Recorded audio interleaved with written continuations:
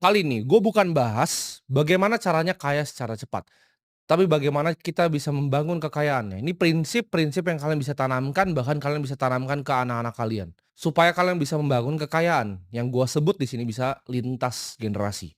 Karena kalau lu bisa tanamin 5 prinsip ini di hati lu nggak akan bikin kekayaan yang sebentar. Lu akan membangun kekayaan yang seumur hidup. Ini ibaratnya fondasi. Banyak manusia yang bisa jadi kaya, ya. Banyak yang bisa membuat kekayaan, tapi nggak banyak yang bisa mempertahankan kekayaan. Sekedar kerja sangat keras, kerja pintar, kerja cerdas itu bisa menjadi kaya. Bahkan hoki pun ada yang menjadi kaya. Tapi untuk mempertahankan kekayaan, itu membutuhkan skill. Dibutuhkan kebijaksanaan dan pola pikir ya, untuk lu bisa mengelola uang lintas generasi. Dan gua ngajarin kalian di sini itu bukan sebagai guru ya, gua nggak mau menggurui kalian, tapi gua ngajarin kalian di sini sebagai anak muda yang dulu pernah terjebak ya dalam ilusi pengen kaya secara cepat. Pengen kaya cepat itu kan tabrak semuanya, langsung kayak roket aja sampai ke atas. Gue juga dulu pernah kehilangan arah, dan di sini gue akan kasih tahu prinsip yang gue pelajari selama gue hidup.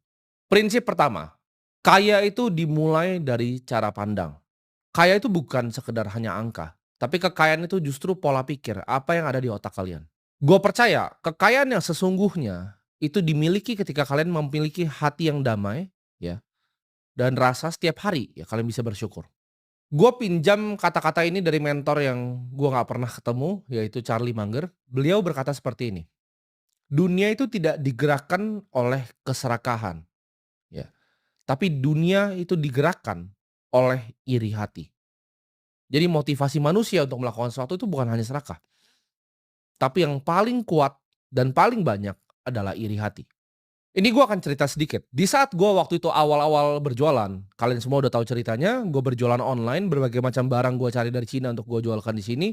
Ketika gue masih memiliki puluhan juta, ya ratusan juta yang kecil nominalnya sekarang, waktu itu gue merasa di atas langit. Ya, nggak ada yang pernah bisa ngomongin gue, nggak ada yang pernah bisa bilangin gue. Gue itu paling nggak kenal yang namanya bersyukur. Ya, gue selalu iri ketika gue lihat orang yang lebih hebat dibanding gue, orang yang memiliki uang lebih banyak dari gue. Gue nggak bisa menunda yang namanya keinginan, ketika gue mau apa harus dibeli, ya. Gue nggak bisa menunda yang namanya kesenangan. Baru naik dan merasa di atas langit, baru puluhan juta pertama dan ratusan juta kecil pertama. Waktu itu nafsu gue untuk pamer juga itu nggak bisa dikendalikan, ya ketika gue punya puluhan juta, gue nabung 3 bulan beli Rolex. Punya ratusan juta, nabung 3 bulan lagi langsung beli lagi ya, Audi yang baru. Waktu pertama kali hasil jualan, ya punya agensi, lalu gua berinvestasi di pasar modal. Itu anak 17, 18 tahun itu waktu itu penuh dengan pride dan penuh dengan ego.